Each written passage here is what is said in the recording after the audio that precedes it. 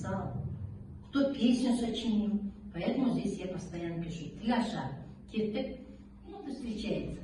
Восьмые, потом четвертные. А здесь что это такое? Реприза. Что делать должны мы? Повторение. Молодец. Кеттик, играем. Восьмыми нотами со счетом вслух со мной вместе. Раз, и два, и раз, и два. Считая вслух. Раз, и два. Для шага ойнадық, да?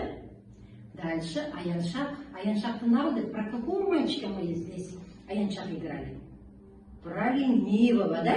И два, и раз, и два, и раз, и два, и раз, и два, и раз, и два.